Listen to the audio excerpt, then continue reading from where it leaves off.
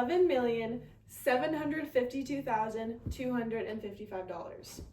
This number represents the pay gap between the 2024 WNBA and NBA salary. In a world where women have overcome countless barriers, achieving equality in the voting booths, in the workplace, and in the classroom, how can there still be such a tremendous inequality gap in today's day and age? Hello, my name is Cameron Kerr, and whether you are a ride or die basketball fan or have never even heard of the name Michael Jordan before, the issue of gender inequality in women's sports impacts us all. Recognizing the value of the women athletes that dominate basketball leagues across the globe is incredibly important, creating opportunity and giving voices to minorities everywhere. So, how do we raise awareness and start the conversation about the pay gap in women's basketball?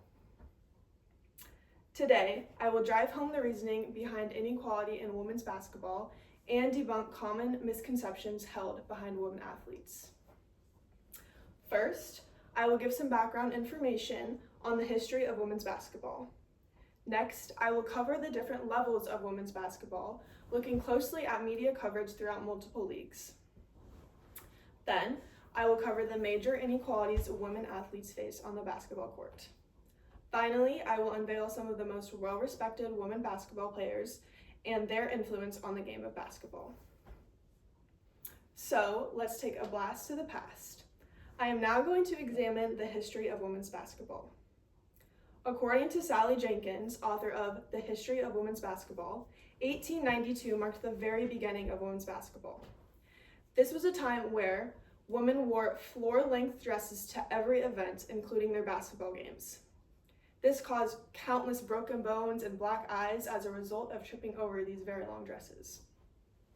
In an effort to move towards some sort of inclusion, Dr. Edward Morton Schaefer called for divided skirts, which allowed women much more mobility when exercising and playing their games. Also, the rules of women's basketball were very restricted because women were expected to uphold womanly decorum. Stealing the ball from the other team was forbidden, seeing as it was considered aggressive and unladylike. The court was divided into 3 equal sections, requiring each woman to stay in their assigned area and discourage them from moving freely. Dribbling the ball for more than 3 times was not allowed because it was thought to be too physically demanding. Finally, the first official game was held in 1893 between the University of Cal Berkeley and Miss Head's school. Only women were permitted to attend this game because of social norms and to protect the woman's decency against other men. Although this game was a huge milestone for women's basketball, many of the reports focused solely on the appearance and the clothing of the players. Degrading language was used in articles written by Albert May, calling the Cal Berkeley women athletes 9 cute little misses, while referring to the male athletes of 9 of the handsomest, best-shaped, loveliest co-eds in the world. Sexism in women's sports was present from the beginning of time. Now that we have explored the early challenges women faced in the sport, let's shift our focus to the different levels of women's basketball and how media coverage has failed to play a role in shaping these languages. Women's basketball has shown on many different stages, specifically in the collegiate and professional levels. ESPN reported that 2024 NCAA Women's College Basketball Tournament Championship was the most watched NCAA tournament in decades. A year later, in 2025, the tournament reached 1.2 million viewers, a 22% increase from 2023. The 2024 NCAA Men's March Madness Tournament generated over $1 billion in ad revenue, while the women's tournament brought in $15 million. However, the women's championship game had a record-breaking 18.7 million viewers, while the men's game attracted 16.4 million viewers. Even when women's sports outperform their male counterparts, they continue to be undervalued and underrepresented in the media. Although the WNBA provides collegiate athletes with a career in basketball, the salary is so underwhelming that many players find themselves playing internationally overseas in order to make a living off of the sport. For example, The average WNBA salary in 2025 is $148,000, while the average NBA salary is $11.9 million. Players in the WNBA that are putting in the exact same work in the weight room, on the court, and in the film rooms are earning a fraction of what the men are earning in the NBA. Despite record-breaking viewership numbers, women's basketball continues to trail far behind their male counterparts in terms of advertisement dollars and attention. A study done by the University of Southern California and Purdue found that 95% of media coverage done by ESPN was focused solely on male sports.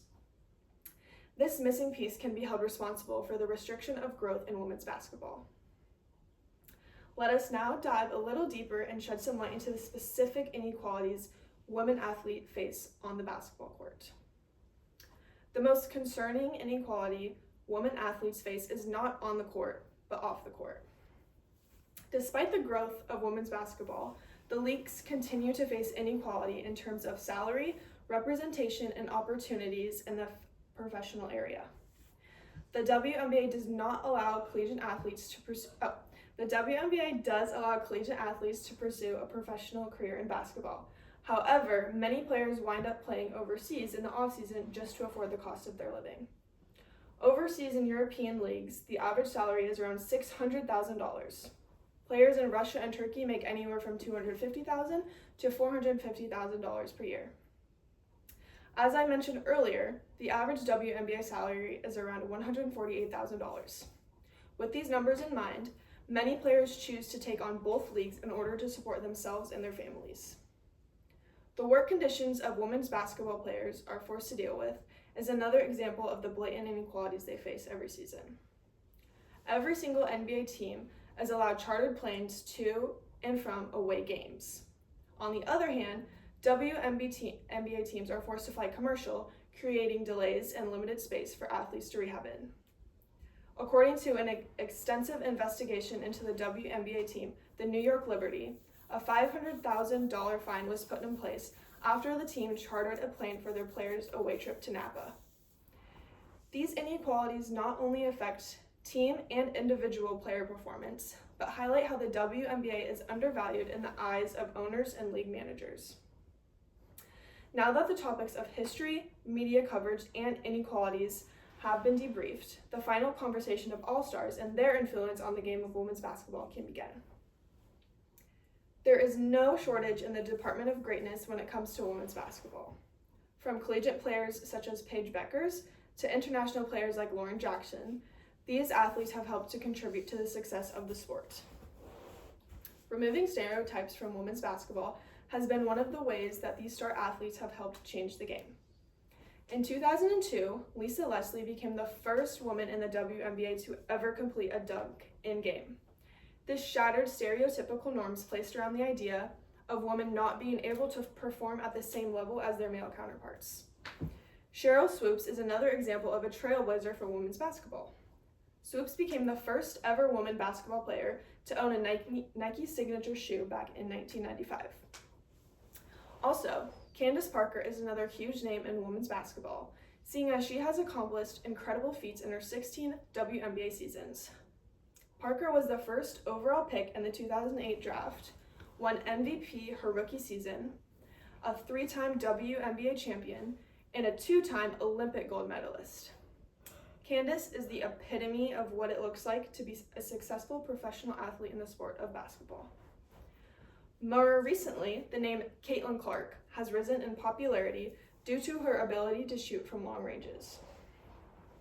Long-range three-point shooting has been a skill used commonly in the NBA. However, Clark has captivated the hearts of many fans by showing them women are capable of being lethal shooters from the three-point line as well.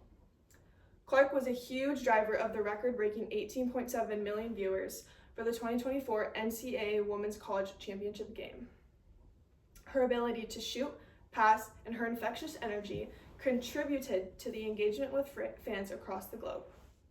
Countless NIL deals have been made by Caitlin's management, generating a significant source of income for her at all times. For instance, her 8-year contract with Nike provides her a cool $3 million per year. Another star-studded athlete who has changed the women's game is Sabrina Ionescu, a guard from the University of Oregon. Ionescu participated in the first ever shoot-off against Stephen Curry, the NBA's best three-point shooter last year. This shootout took place during the NBA All-Star Weekend, attracting 4.6 million viewers, which was the highest viewership an All-Star Weekend had ever seen. Earlier on in her career, Ionescu became the first ever NCAA Division I athlete to record 2,000 points, 1,000 assists, and 1,000 rebounds. Her outstanding performance led to a sold-out Oregon Arena, something the university was unfamiliar with. Today, I explained the inequalities women's basketball players face and gave background information on both the league and critical players. First, I gave background info on the history of women's basketball. Next, I covered the different levels of women's basketball, looking closely at certain media coverage throughout multiple leagues. Then, I covered the major inequalities women athletes face on the basketball court. And finally, I unveiled some of the most well-respected women's basketball players and looked into their influence on the game of basketball. Thank you so much for taking the time to listen to my speech today. In conclusion, the sport of basketball is a game built on passion and work ethic.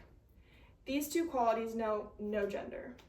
It is time to overcome the inequalities in women's sports around the world, especially basketball. Thank you.